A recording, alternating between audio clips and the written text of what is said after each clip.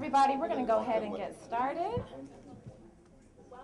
Welcome to the Center for American Progress and Campus Progress. Thank you guys so much for coming to this event, which was co-sponsored in partnership with the Energy Action Coalition, a coalition of over 40 youth organizations united for a clean energy future that did a lot of exciting, great work around the youth vote in partnership with Campus Progress and Campus Progress Action.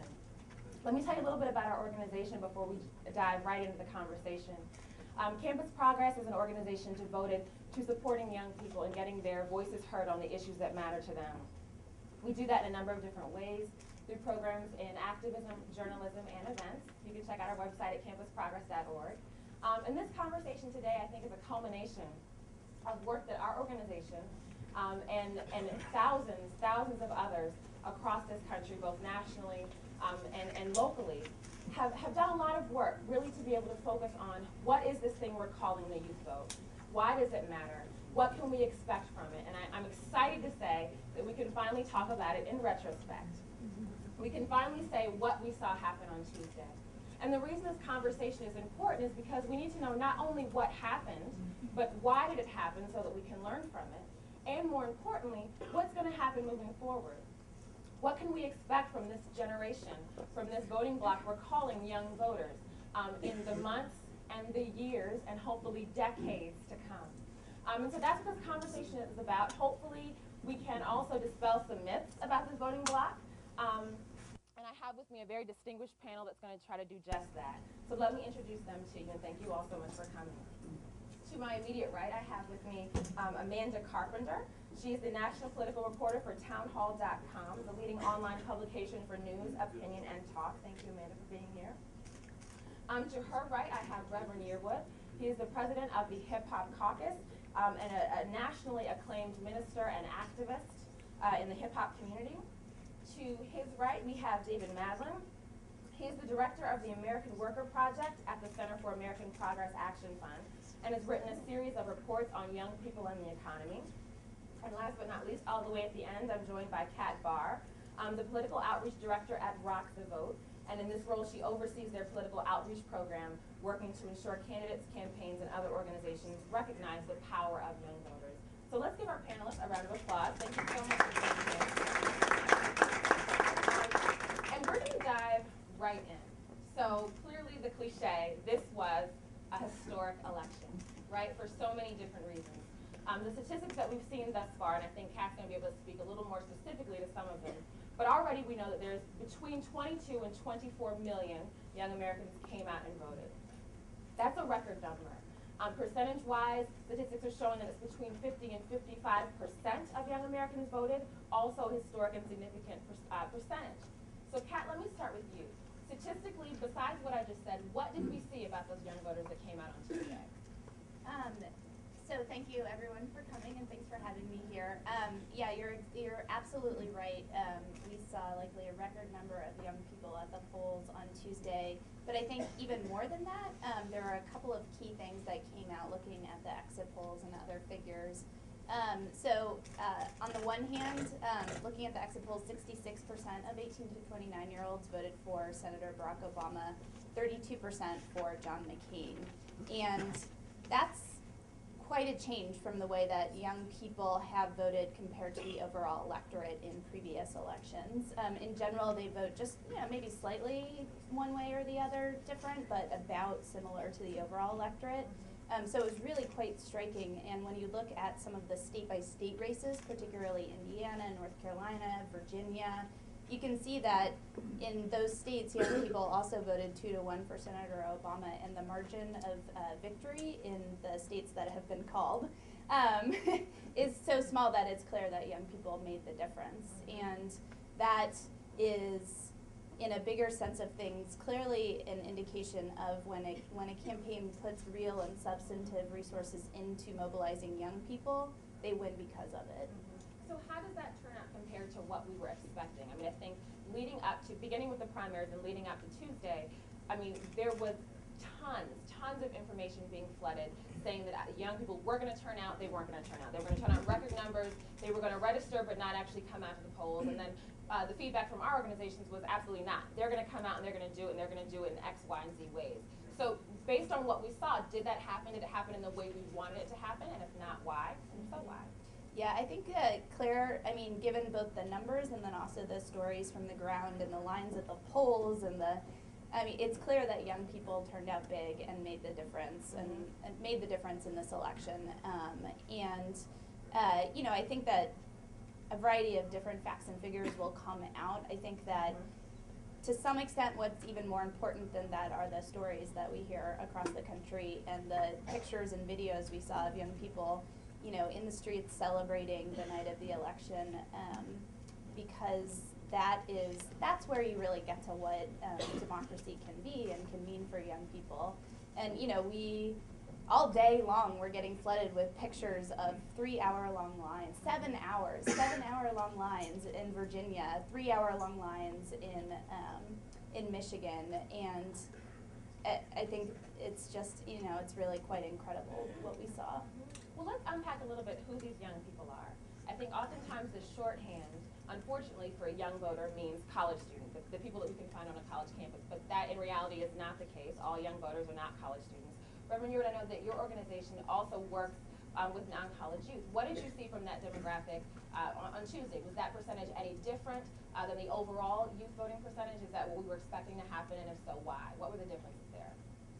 I think first and foremost, I think that what we saw Tuesday is that the non-college young people definitely came out. They didn't come out as much as those that gone to college, but they definitely came out in large numbers that we've seen before, and definitely larger than we saw.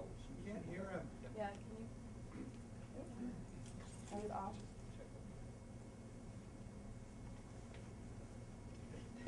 I heard you.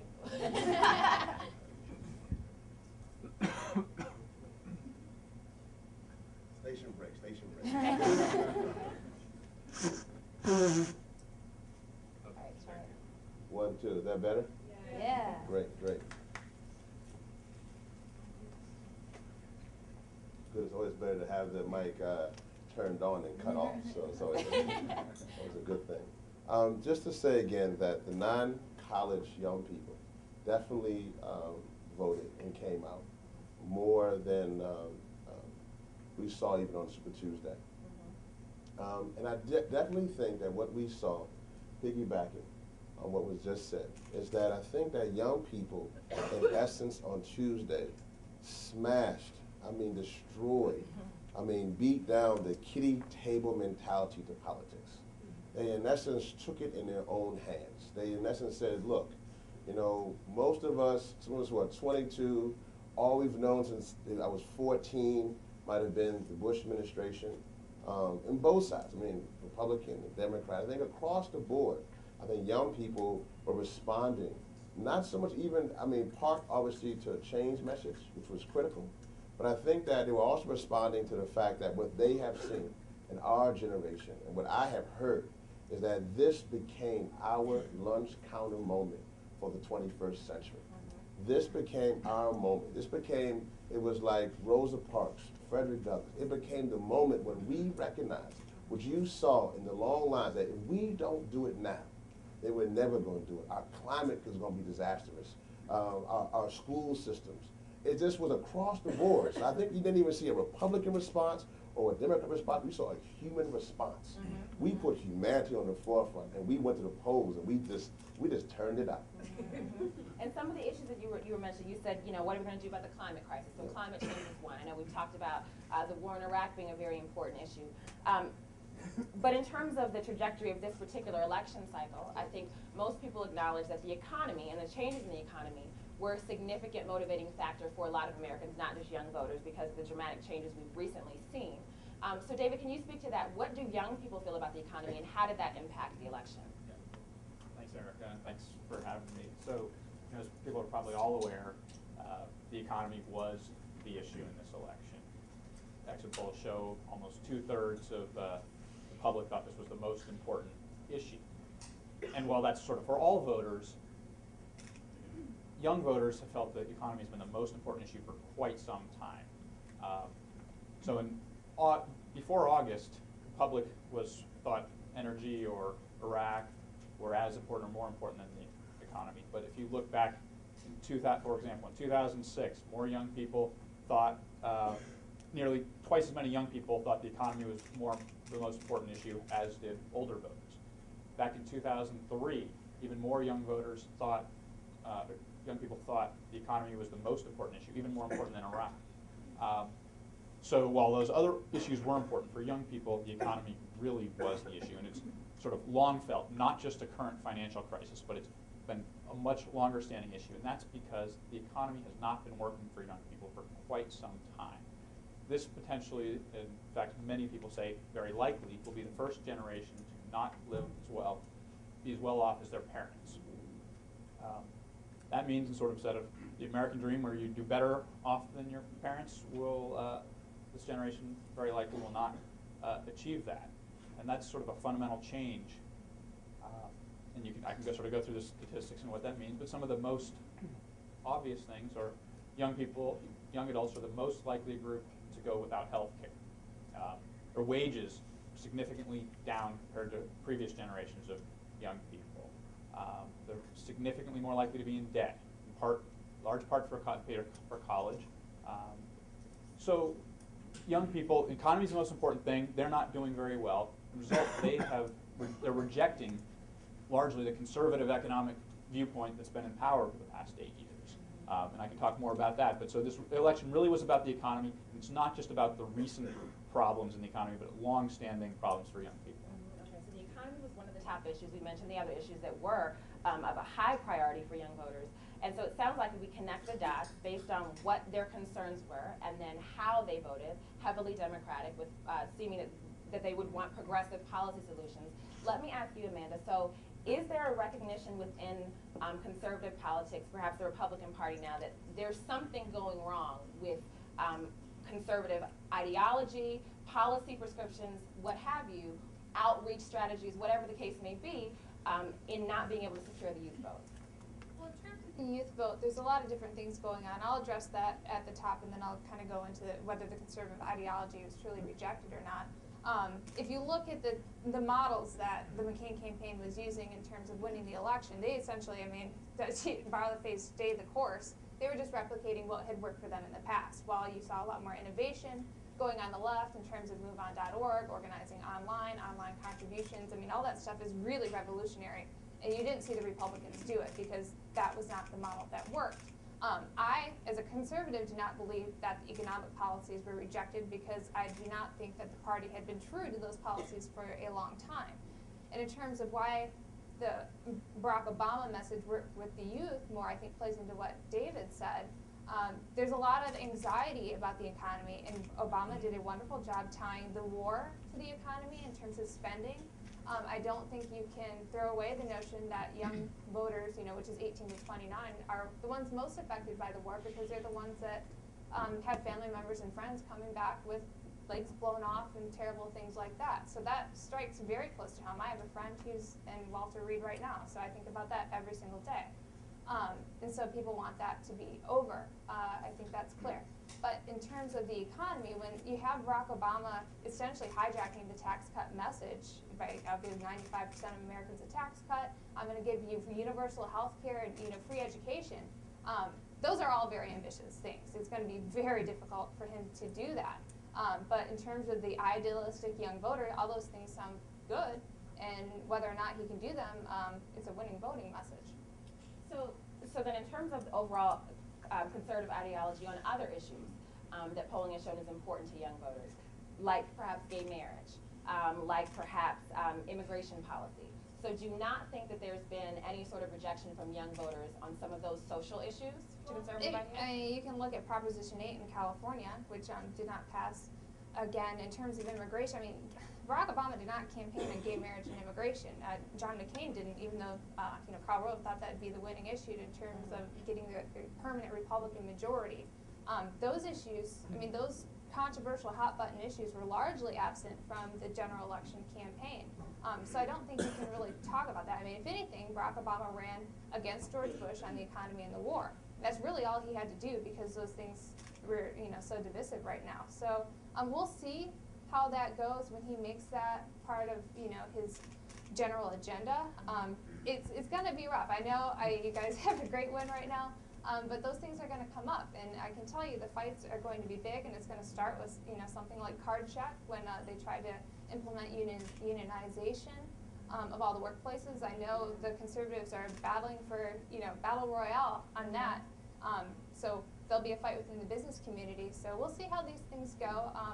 We'll have to see how he handles. There's going to be a jobs report coming out at the end of the week that will probably be gloomy. I don't know how long Barack Obama can blame the Bush administration. When that runs out, they'll have some work to do. Okay, so we've acknowledged that any president, frankly, would have a lot of work to do considering the state of affairs in our country right now. Barack Obama is no exception to that. So in terms of young voters being motivated by the issues that matter to them, and I think we can argue back and forth as to whether some of those social hot button issues, whether or not they were a priority in the national campaign, have been a priority for young voters for quite some time. Were you going to jump in? Yeah, I did want to jump in. I think that I want to say, I think it's important. I agree. I agree with one thing you definitely said with that.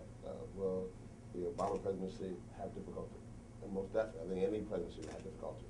But I do think there was a pushback against a lot of some of the conservative thought. I think that this generation, which we like to call sometimes the hip-hop generation or the dream generation, because it is now a much more multiracial generation, much more diverse, much more approving generation, I think there was a pushback of this identity politics. I think there was a pushback of you can put up a woman candidate because she's a woman, or you can put up a black candidate.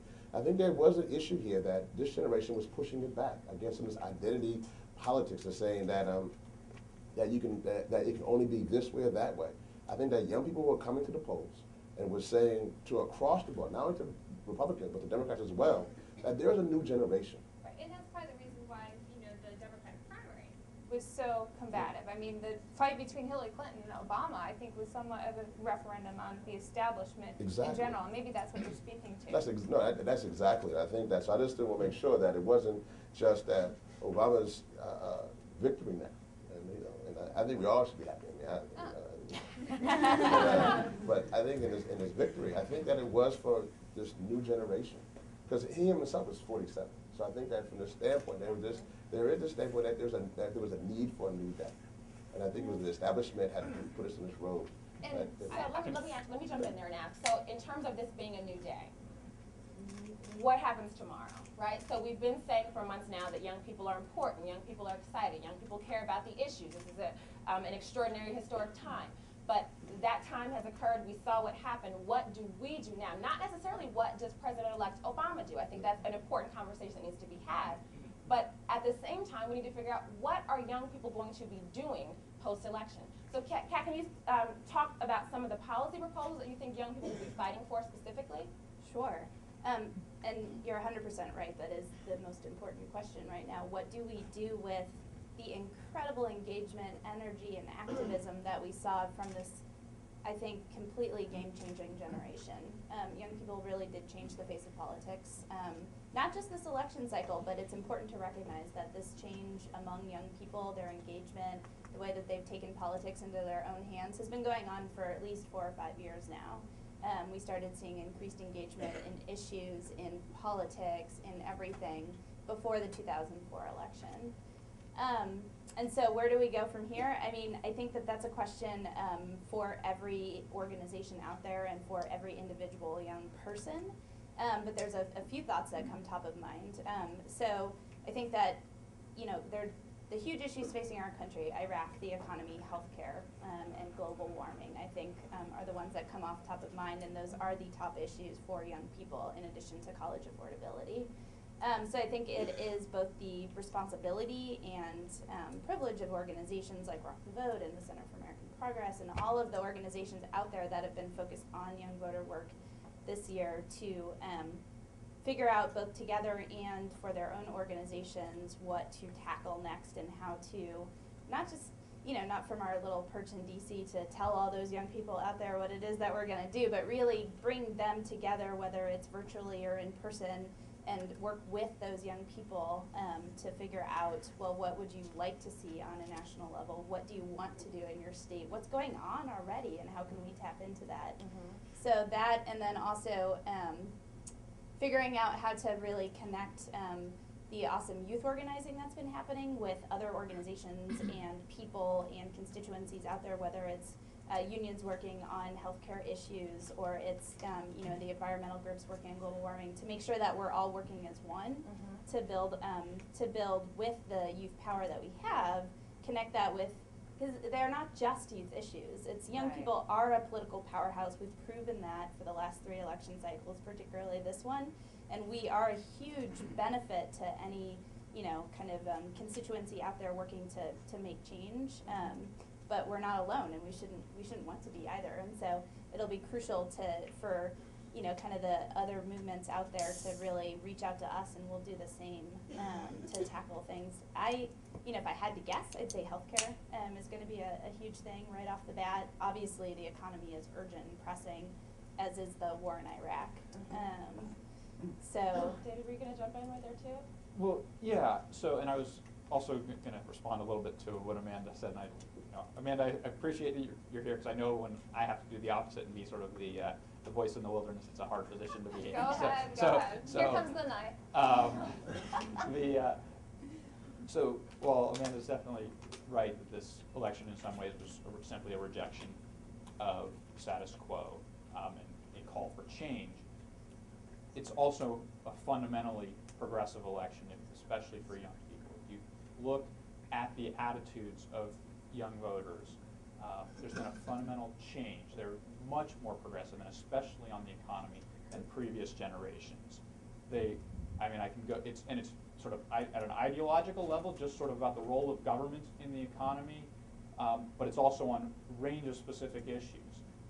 This generation is the most likely to support universal health care, more than older generations are now, but also more than other generations are when they were younger. And that's sort of true for increased support for education, even if tax increases are required to pay for it. It's also true for support of unions. And that's, I think, a really surprising finding, because this unionization is sort of about 8% of the private workforce. And so this generation has relatively little, whereas at the high point it was about a third of the workforce. This generation has relatively little direct exposure to unions and the ability to raise wages and increase benefits. Yet they recognize that something's not right in their workplace, and they want something that can help them out, and they recognize that their union's able to do that. So there's been a sea change here, and we saw, so the underlying attitudes, there's been a sea change, and now young voters prove that they have the power to do something about it. And I think that's going to be fundamentally important, because this is not only the turnout, this generation is as large or larger than the baby boomers. So combine their size with some increased turnout and a decidedly progressive agenda on the most important issue of the day, we're looking at significant changes now and likely in the future. And Reverend Yearwood, so we were talking earlier about sometimes the difference, or the perceived difference between college youth and non-college youth, or people who say general youth vote, and then people who say the hip hop community separately. In terms of talking about what issues and what the demands are moving forward, do you find that there's a difference of priority placed on certain issues? For example, I know we talked about within the climate movement that there's a segment that is pushing more for clean energy policy versus green jobs, because jobs impact the economy in a very concrete, tangible way for perhaps lower income communities.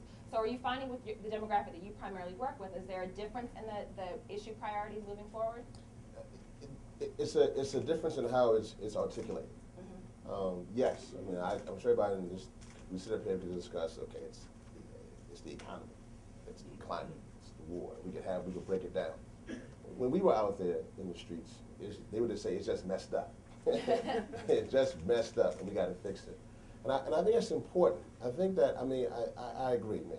Campus Progress, Rock the Vote, Rock Caucus, so many groups, League, did a phenomenal job. But let's be serious. This also is much more than an election. It became a movement in which young people, regardless if we had been there or not, we were able to maybe hone and push and direct and help, but it showed even how it just a spontaneous reaction after the election around the country. We didn't have to do voting parties. Voting parties just emerged in the streets of this country because the people, it became a movement. people were organizing themselves, and it was because they wanted to see a change. They knew that something was not right, very similar to the civil rights movement. So you had that Fannie Lou Hamer moment. You had people who hadn't gone to college, who had genius outside the academy, and they started organizing in Oakland, organizing in Cleveland, organizing in Tallahassee. You saw that happening. They didn't need a hip-hop caucus to say respect my vote. It was great. They would get a T-shirt. They didn't need Rock the Vote to say rock the vote, because they knew it was time for something was wrong. You can't keep spending billions for a war and not have books in your school. You can't have your grandmother not have health care and you're bailing out Wall Street. They knew.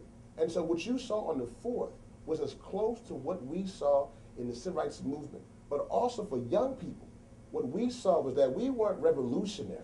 We weren't like, we got to go get a gun and stand outside. What you saw on the 4th was moving from revolutionary to solutionary. Our generation was like, we need change, and we need to see it right now. And they went forward, Republican and Democrat. They were lockstep because they knew that they just said it had to be a difference.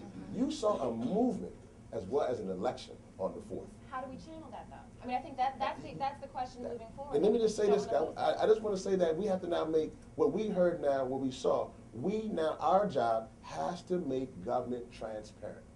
It's critical. Our number one job, if we do anything from this point, is to teach the process. We got to become just a bunch of civic teachers in some cases, because they have no idea HR 57 or no idea S28, and they have no idea what it means to have an appointee. They might hear about Rahm Emanuel, might hear about EPA. There's no idea. They don't understand that's all part of the process. And so we now have to educate them. It's critical. And we also recognize a lot of our institutions that we have used in the past have become institutionalized and can't move. So our new organizations, young people, we have to be innovative and creative now to really push forth a movement, because they're looking for that. But we got to make government more transparent. We got to make it have much more access, and we got to have it much more influence. And for me, as a person of color, I mean, it's going to be fantastic now to begin to start taking people of color, black and brown and young people, to the White House and now really say, you can become president. This is America. Is the rhetoric any different on the conservative side now? I mean, I would assume it is a little bit, because the statistics show that the turnout was different. However, granted, saying that young people in general are excited, young people in general are activated no matter what candidate they supported, is the conservative movement going to also work to continue to hone that energy, or what are they going to do to be able to grow that energy?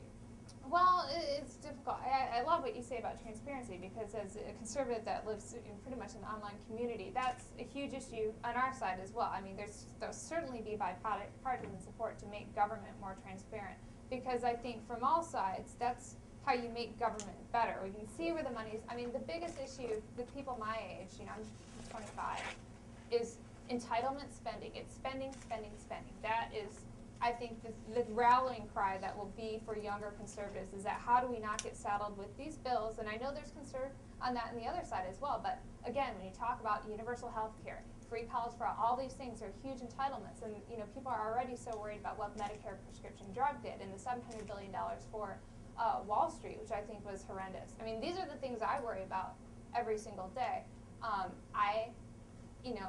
From a liberal perspective, I can't think it's going to get better because of all the things that Obama campaigned on.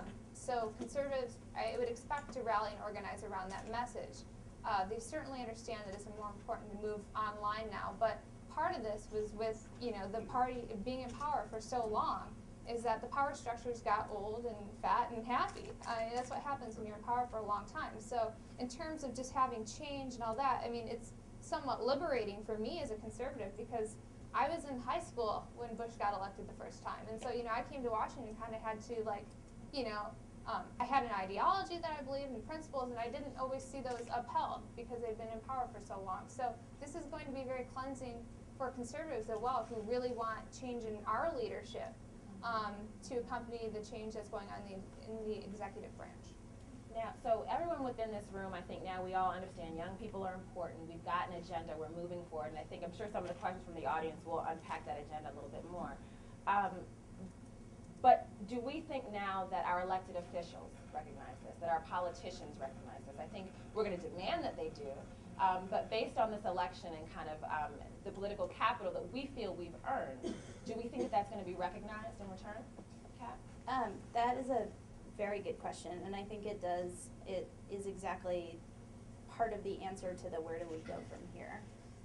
And just one thing based on the last bit of conversation, I think a couple of things. One, on the where do we go from here, it's really crucial to recognize that while there has been such a focus on the election this last year, that there are organizations out there and young people organizing on the ground on issues throughout the election cycle. So there's, Power Vote is here, and Mobilize, and Planned Parenthood, and organizations who have recognized the power of young voters for quite some time, been engaging, and will continue to do that, probably even bigger and better after the election. And I think, so there's that, but then that really does feed exactly into whether or not the political establishment is recognizing and will really continue to recognize the power of young people. I don't know, I've been doing this for 6 years now, and the way that politicians respond or campaigns respond to the youth vote and to a phone call from a youth vote organization now is night and day compared to 2002 when I started doing this. So, well, A, they respond.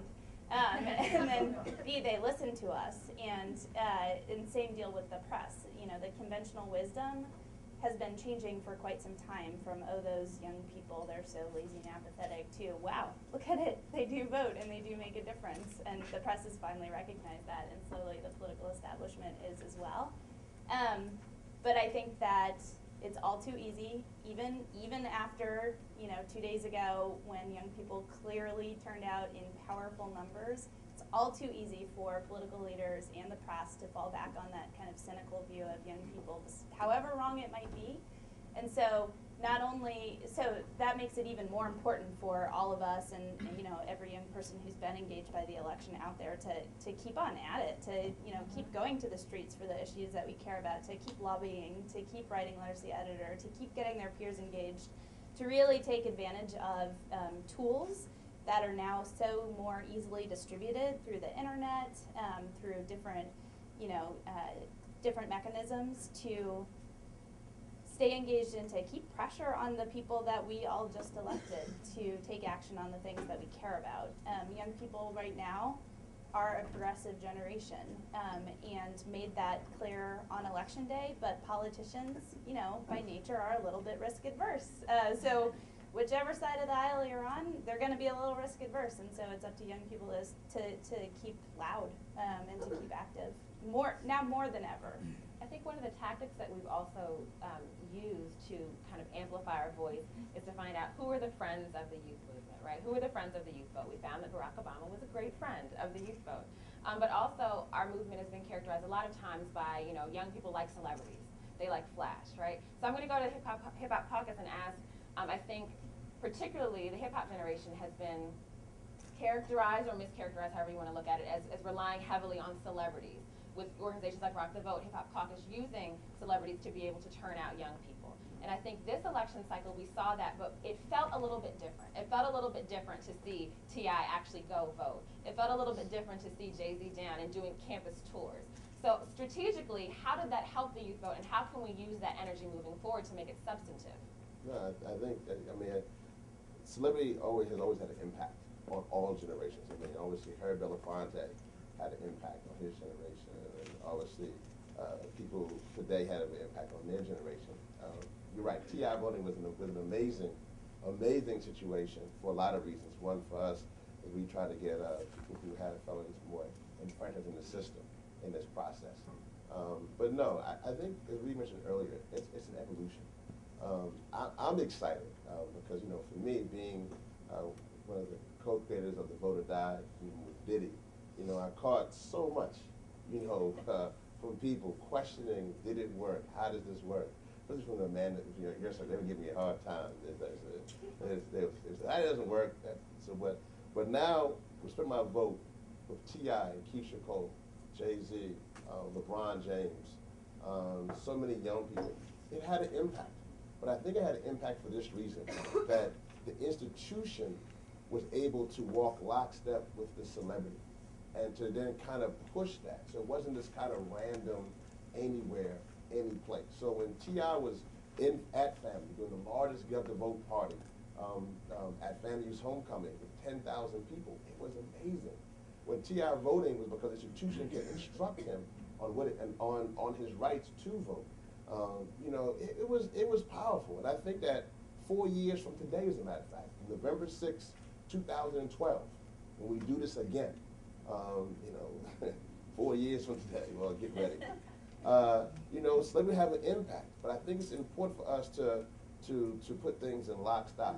Plus, I think that the one thing that make it easy for us is that Barack Obama himself became a celebrity. So he himself kind of made it easy to kind of not to deflect. So it wasn't when Russell showed up or when Diddy showed up or when Jay-Z showed up, they weren't necessarily the stars so much. So they can really get to work and really use their own audience building ability to make things happen. But it was, I mean, I do want to say that Respect My Vote campaign, and there are mixtapes here for you. I think on the table, you should get those, use those. I do think that we chose Respect My Vote this time, instead of Vote or Die, with the understanding that it goes on beyond this election, that our vote as young people has to be respected, and that if you don't respect that vote, if you don't use it in this process, then while we want to be with you and will be with you for the next 4 years, we must come together as young people. And people who are not voting our interests, we must vote them out. The time has now come for us to now use our power who are in office, but also to put them out of office. That time now has come as well. They must respect our vote. So what were aside from the election, aside from, you know, not just a Democratic president-elect, but also, you know, at local and state elections going down, there was an overwhelming shift towards progressive candidates. But aside from that, aside from the electoral impact of this process in this past year, what else can we see that has happened with the youth movement, with this community being brought together, that we can see an impact beyond a candidate or beyond an election? So one thing I've been thinking is really interesting is comparing today's youth activism and youth movement with that of the 60s. It was just, you know, doing a little bit of a thought exercise yesterday. It's just very interesting. Young people today are quite idealistic and energized, but in a very, and taking on the system to some extent, but taking it on to make it better. So it's really interesting to think about that as juxtaposed with the 60s counterculture, which was kind of taking on the system to take it down. And not saying one is better than the other, but it's an interesting comparison to think about the where do we go from here, and how do we provide ourselves as resources to young people who want to keep doing that. And so I think that it's going to be an interesting kind of there's the continued ability to make our democracy better, and then there's also what can we do to empower young people to keep it honest, to make it more transparent, whether it's through the internet or through anything else, and to make it take action on things that young people voted because they care about. And I think I got a little off from what your question was, but I mean, so the question originally was, what else can we see beyond candidates, beyond electoral politics? What are the other impacts of kind of this wave of youth energy that we've seen? And David, were you about to answer that as well? I think.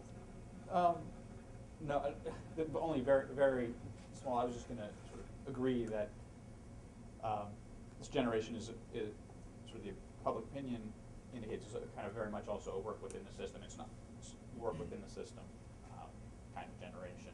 So just to sort of support the sort of anecdotal evidence of seeing how the activities go on, also sort of fits with how young people think as well. We're about to go to audience questions. I'm going to ask one more question up here, and then, so if you have your questions ready, and then I'll talk to you about the process of getting those asked and answered momentarily. But the last question for you guys is, okay, so moving forward, we've talked about how this happened, some of the ways in which we think, you know, that the candidates utilized the internet in great ways, that this was a perfect storm of events in terms of the issues that young people care about, and that in and of itself was enough of a motivating factor, combined with kind of an electric election. But in terms of what we do tomorrow, how is the infrastructure of youth organizing changed? Not just how are young people feeling different, and what will young people do, but as somebody mentioned earlier, that this election was also a result of years of deliberate strategizing, years of foundation building. How has that changed? Maybe Reverend Wood? No, definitely. I mean, it has changed a lot. I mean, it really has changed a lot. I think that, this war, along with Katrina, has forced us to organize and mobilize in our communities in new ways. You mentioned YouTube. I mean, we have become the YouTube generation. MySpace and Facebook and Twitter. And, it's just in 2008. It's going to be some new things in the next 2 years. I think that what's going to happen now is that I think that we are now there's going to be a wait period. You're going to see, first of all, a huge wave of people coming to Washington, D.C. They're going to be coming here in the busloads because they're engaged. Politics is now fun. They want to be involved. I think that there's going to be a struggle where a lot of the institutions that have the old guard, boomers, not putting anything against the boomers, but they're going to be in a position where there's going to be some push for those positions and how the direction, how things are being used. And I do think that there's going to be a need, and I'll say this again, there's going to be a critical need, and I will agree, a lot of people who see things definitely, I mean, I think that in certain communities they definitely see the process, certain cut and dry.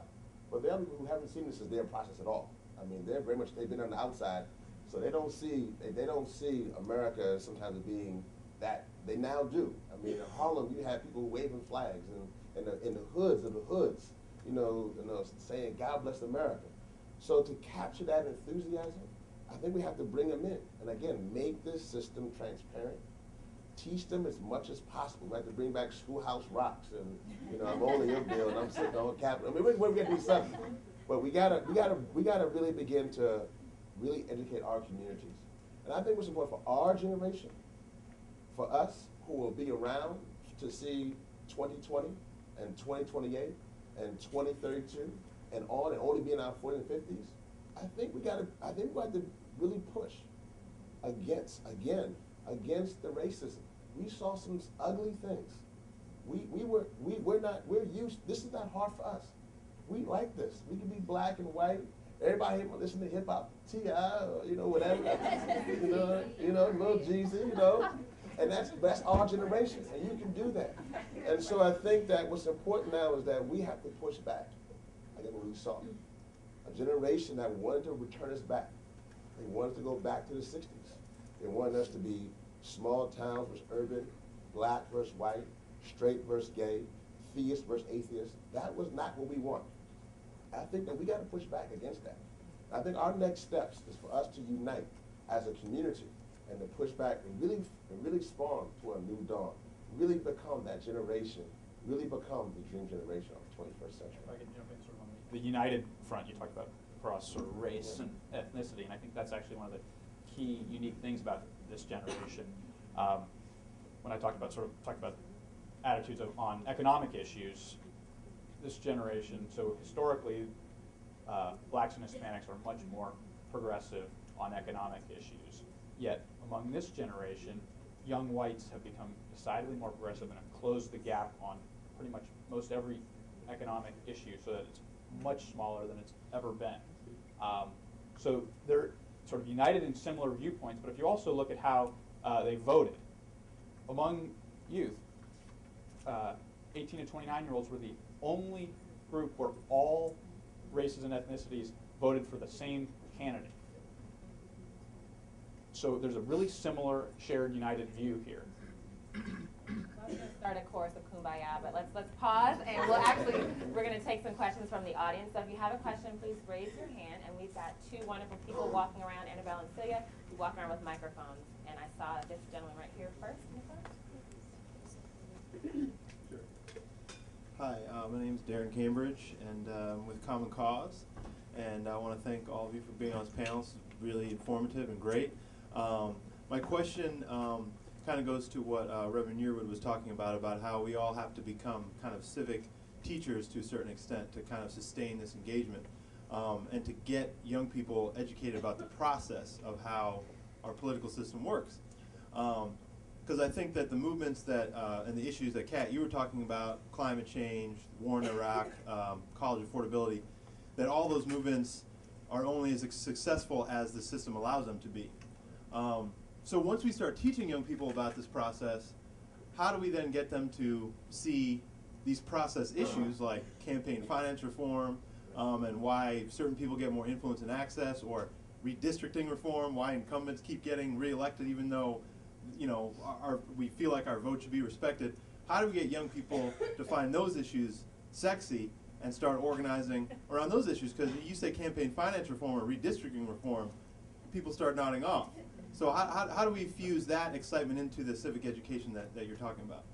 Yeah, as an initial response to that, I feel the same way about electoral reform. Also, I think it's pretty sexy, but I think that there's a couple of different answers to that. I think one thing is that it depends on how you talk about it, and it depends on who you're talking to. So, you know, electoral reform, not that exciting sounding, redistricting, that sort of thing, and then, you know, other electoral and voting rights reforms. We talk about it as civil rights, which is what it is, and the right to vote and the right to have your voice heard. Then that is, you know, that's a whole different conversation. And, you know, on election day, we saw a whole bunch of voting rights violations that were, you know, just inexcusable. And we also saw at the same time how they rallied young people up at Virginia Tech's campus, you know, and a bunch of other places across the country, to really take action. We literally had young people outside of the polling place at Virginia Tech, which was 6.5 miles away along a one-way road, literally running around grabbing their fellow students and dragging them to the polls, putting them on the shuttles, putting them on the buses, yelling at people 5 minutes before the polls closed at the parking lot half a mile down the road to run. The polls are closing, run, make sure you can vote. And so I think that's one example of a way to engage people in things that maybe if you talk about it as a process thing, isn't quite as engaging, but if you talk about it in a way that it affects them on a personal day-to-day basis, is more so.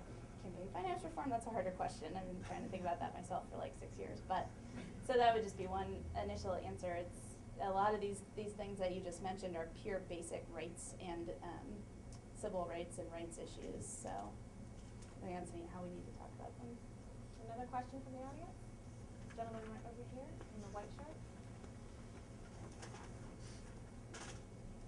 Hi, I wanted to go along a little bit with what the gentleman over here was saying about smaller issues. You know, it's one thing to talk about climate change and the war in Iraq and get people fired up about these larger issues, but these other issues which may not be as prominent, the celebrities don't come out for.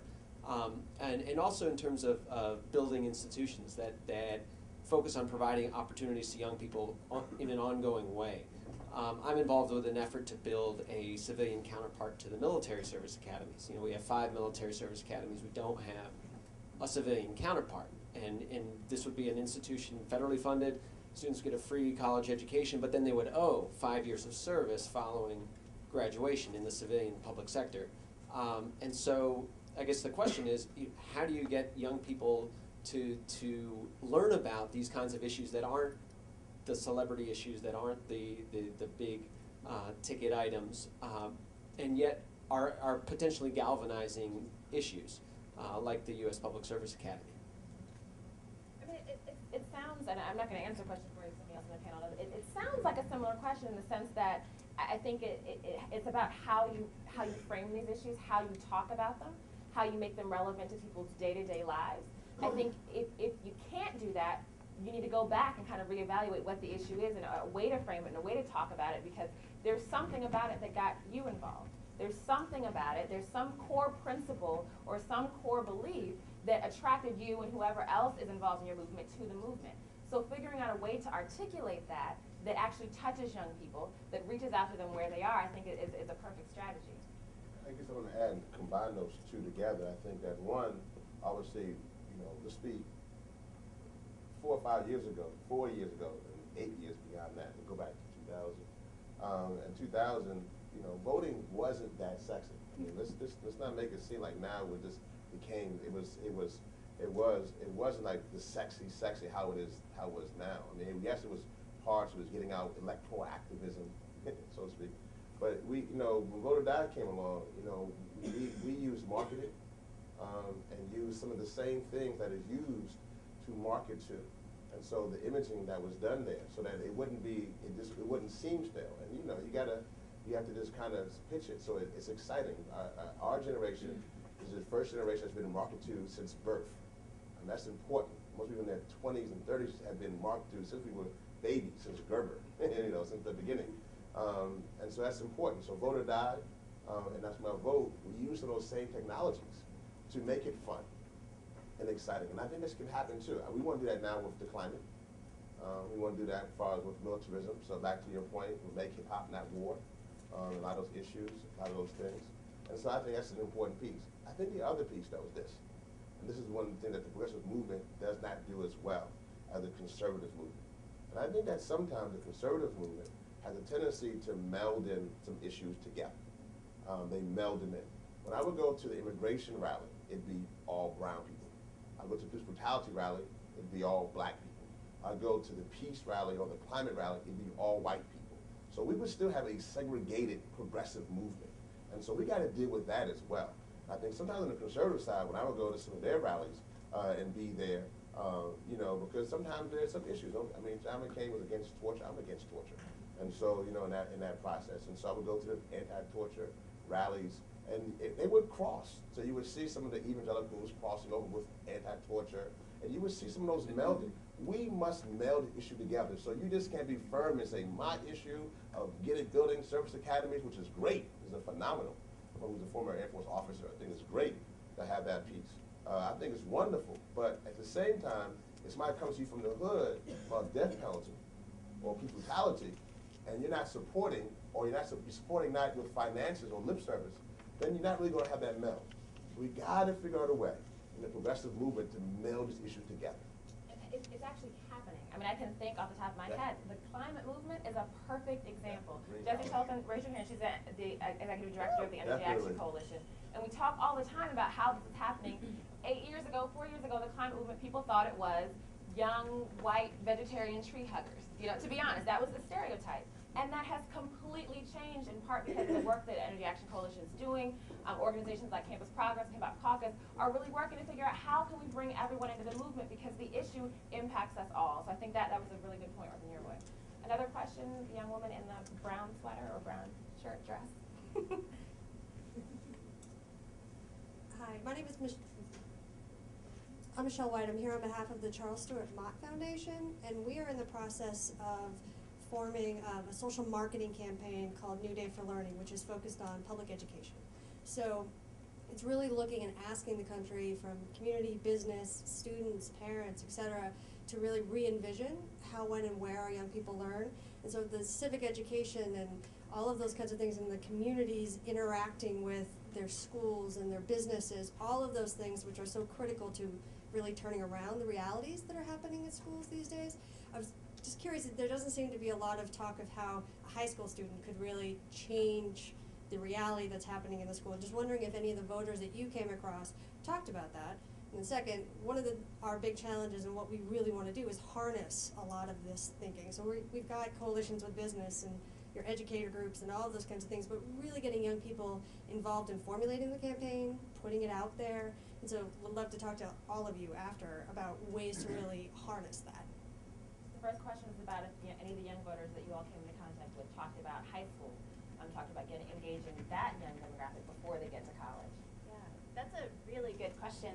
One of the things I've been hearing a lot about this year, both from the folks involved in the Obama campaign and the Young Democrats of America, as well as in nonpartisan organizations, is, but what about the high school students? What about we may not be able to vote yet, but what about us? We're still active, we're still out there getting engaged, everything from the Junior Statesmen of America on down to the campaign. And I know that the YDA folks have said that the high school chapters are the fastest growing chapters of the Young Democrats, and that the high school students for Barack Obama, I met the two folks who run that a few months ago, and they were just amazing people. And now they're in college, but they were in high school then.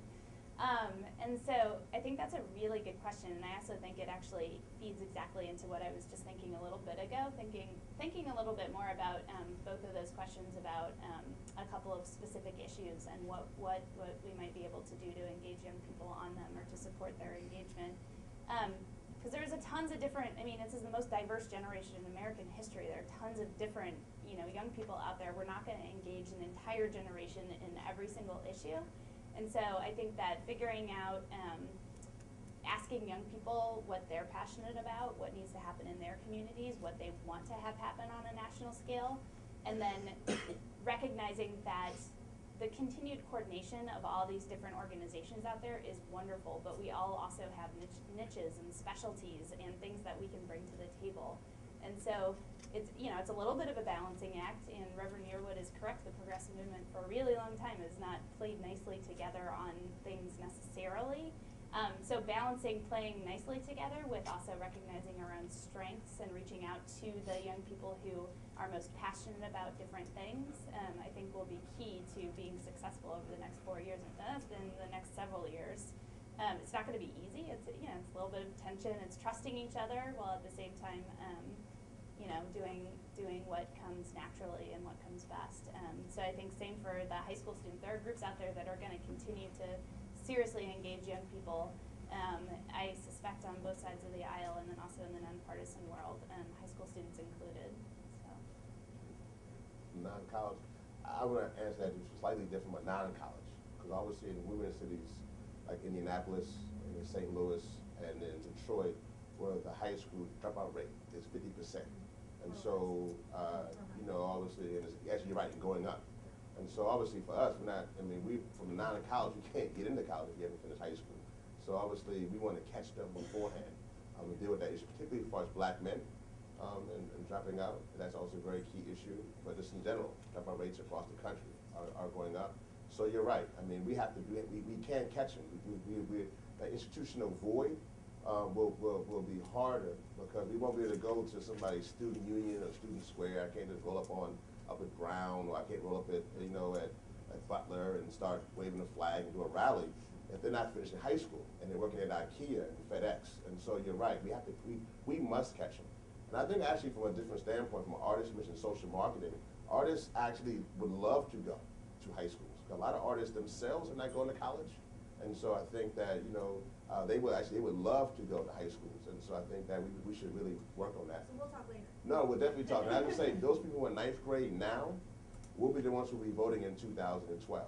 So we got to get them and start educating them now. And just one other quick thing to add to that, I think that just makes incredibly important the ability to work with, I was talking electoral reform a little bit ago, but also just basic civic engagement reform. So being able to, think about on a state or a national level, can we require schools to be doing more, political and civic engagement? Can we maybe not be requiring, but encouraging and incentivizing, bringing groups like the Hip Hop Caucus and other organizations to students to teach them about politics and issues, even if there's not an election, even more important. Things like that I think will be really huge to be working on post-election. We've got time for a couple more questions. Black sweater, Jesse?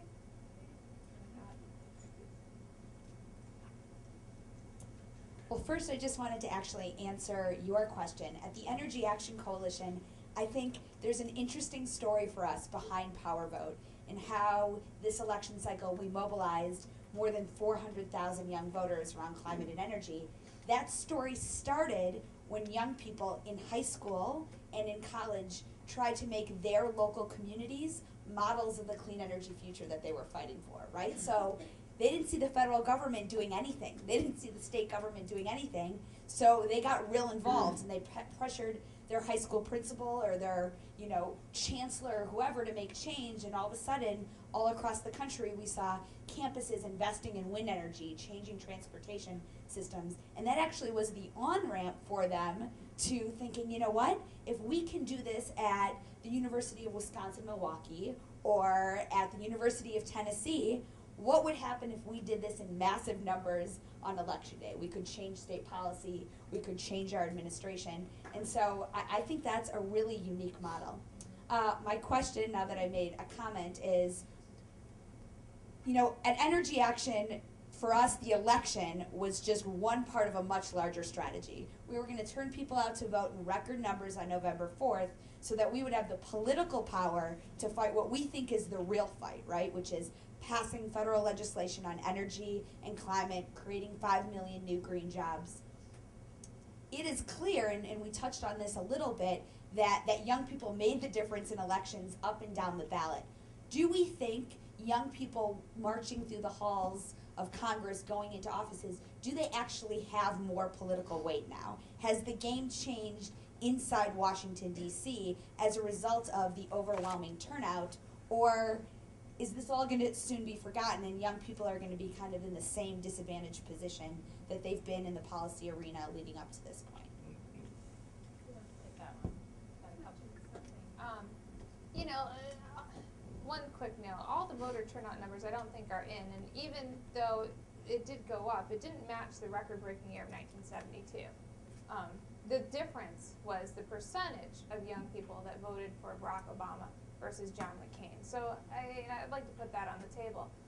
But the reason why I think the youth vote has so much more visibility now, in part, is because Barack Obama is somewhat of a pop culture phenom, and he integrates well with the celebrity community and all that. And you saw John McCain try to hit him on that and turn that into a negative through August with the celebrity ad. But also because young people, the internet was a revolutionary force in this election through organizing, I mentioned before, MoveOn.org and online contributions. And younger people are more acclimated to use those tools. I mean, that seems pretty simple to me. So as long as people are still innovating in that political space, they'll have the power. And sorry. I was just going to make just a very, very basic point. You know, you talked about this as the outgrowth from sort of civil rights leadership. You mentioned Frederick Douglass, and sort of I think his line here is the essence: power concedes nothing without a demand. So what you turned out, and maybe now you'll be recognized, but work is to turn that turnout into a demand, clear, coherent demands. Yeah, no, exactly. I was just gonna say, I mean, we're starting at a different place than we ever have in the past. We're starting at a place where political leaders recognize there is a political power in young people, but that makes it only a little bit different than any time in the past. And now is when we need to, you know, either support, work for progressive change, or demand it if it's not happening.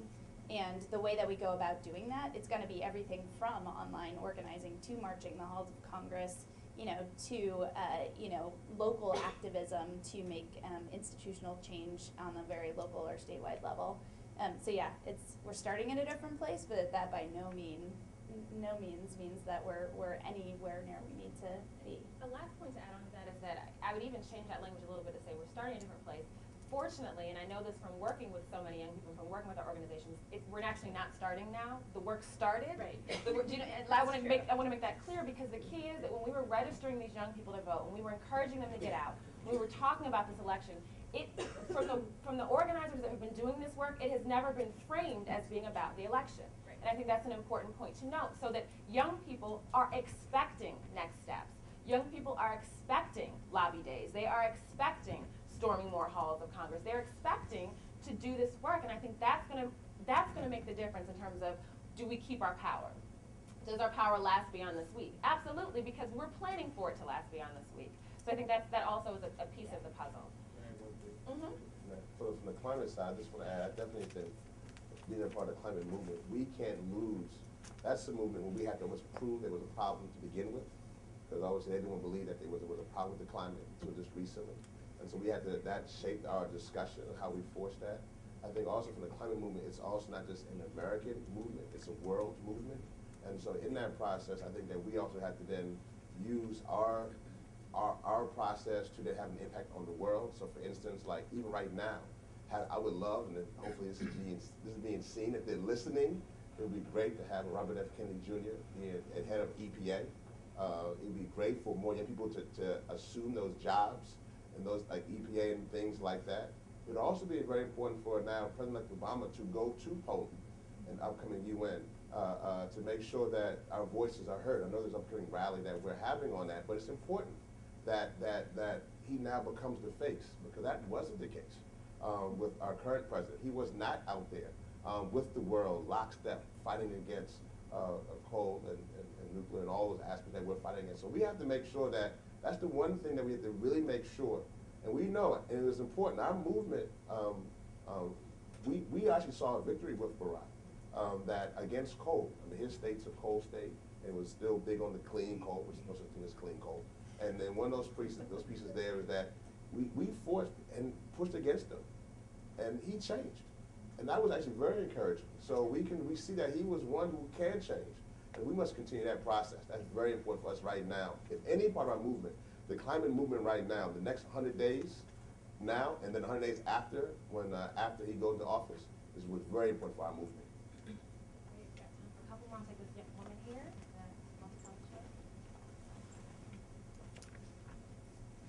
Hi, good afternoon. My name is Donette Banks. I'm from the National Education Association, also a doc student at Florida State University. I have a general question. It sort of stems back from Reverend Yearwood's comment about making the government processes more transparent. And we were talking about the voices being heard from the various aspects of communities, and especially we're talking about young people from the urban areas and the ghettos across the United States. I think it's very important when he was talking about being able to articulate what your issues are, and a lot of times we find that some of these young people are not able to articulate their voices. So what types of things are organizations like Center for American Progress and other youth organizations doing to ensure that young people from these sort of lower socioeconomic backgrounds to be able to articulate their voices? I can take it from a campus progress perspective, but I don't think that's that different from the majority of the organizations. Is taking the models that we already have, which is going out and starting local campaigns, encouraging young people to start their own local issue campaigns, going and hosting creative events and finding ways to weave in their other interests with the political interests that they have and have already been able to express, and being able to go there and have conversations. It's a one-on-one thing, and I think that's an important piece that we need to remember in this youth vote conversation. We're talking in these large numbers, 22, 24 million, 50 to 55%. But at the end of the day, the work that's going to continue is one-on-one. It's peer-to-peer. It's being able to have conversations specifically about your life, your issue, and then being able to teach them how to articulate that. So what you said, the fact that your little sister has asthma and everyone in your family has asthma, you know what? We're talking about coal. We're talking about a power plant being put in your community. How do you fight against that? That can only come from a one-on-one conversation. No, I agree. I think, again, it goes back to that aspect of solidarity. I think that, when the Hip Hop Caucus in particular goes into a community, we allow for them. We work with Amnesty, there's on a We Care concert, dealing with Katrina and Iraqi refugees, combining the failed foreign policy with the failed domestic policy.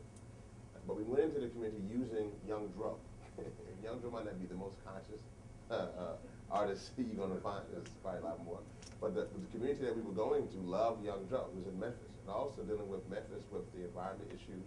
It was critical, having the highest level of infant mortality rates in the country. We wanted to go in there to artists. And it was, I tell you, honestly, we were in a club. And in the club we were in, had women who were in the club who were 7 months pregnant, who were smoking and drinking. And there were people, activists who would say, my God, they're smoking and drinking, they're pregnant. And they were almost like facing. I said, this is the reality of the community. So we got to first go in. The oppressed will act like the oppressed. We must go in there and be with solidarity and come to them in their way. And I got to appreciate Campus Progress. We've been working on a few things, and particularly with the non-college. They work with Hip Hop Caucus and Rock the Vote. We were together at the Jay-Z concert, and so it was good in that process, working together. But we got to come to that community. And then I got to say this for all the foundations who might be here, and for us, we must trust them with the resources. We got to give them money. We can't just come to the community and say, come to us, we can do it all, we need you. We have to give them the money and the resources that they can then build up. That Fannie Lou Hamer moments are not happening enough in the progressive community. We must allow them to say, I'm sick and tired of being sick and tired, and give them the resources to do that. This gentleman right here, right there. How you doing? I'm Rob Runyon from the Bill News Service, and I know 2 days after the election it probably seems awkward to ask about a post-Obama factor, but I was just curious, I mean, you talked about 2012. 2016, he's not going to be running, and you can argue over, how much of an impact he had, but how do you use the impact that he had going forward to keep people engaged, and not just young Democrats, but the 32% that didn't vote for him as well? Can't believe you asked that. Next election already. Well, I think the one quick answer to that is that, and you did acknowledge this, but one quick answer is that the 2008 election, young people,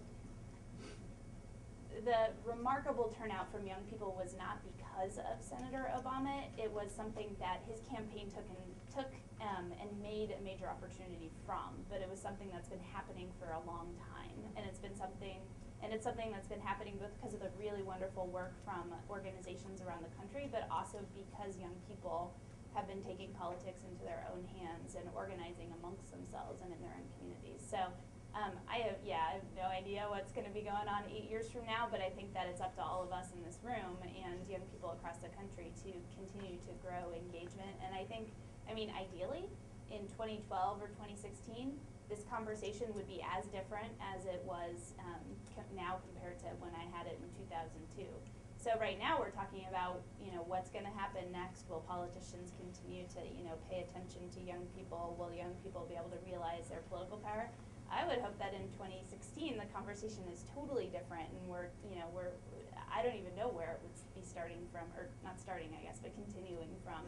But that we've seen, such a game-changing way of looking at civic and political engagement in this country that I kind of hope I can't even imagine where we'll be then. We've got time for one final question. Gentleman in the back, the blue shirt.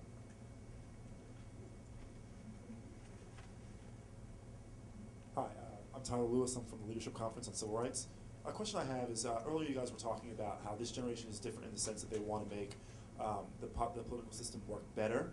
So is there any sense from any of your organizations of young people interested in running for local office, school board, that kind of thing? Because we want to essentially grow another Obama, right? That's part of it, is that he worked his way up. And so do we have a sense of people who are thinking that they want to actually run for public office? Well, speaking not for myself, but for the Young Elected Officials Network, the People for the American Way have the Young Elected Officials Network, which, they've got, I think, I may be underestimating, but approximately 500 elected officials under the age of 35 engaged in their network across the country. And I went to their conference a few months ago, which was maybe 200 young electeds from across the country. It was it was awesome. And the other thing that was awesome was on Tuesday, a bunch of them were up for re-election, and seeing them on Facebook celebrating having won their re-election. A 22-year-old mayor in Connecticut, a 26-year-old state legislator in Montana. That was cool, and I do know that those examples are becoming more common. I don't have any stats or figures on that at all, and I'm probably not the best person to speak to it, but I think that's a really important part, and it's one of the things to realize. It's about the voters, it's about the volunteers, it's about the activists, and it's about the young people taking political positions themselves.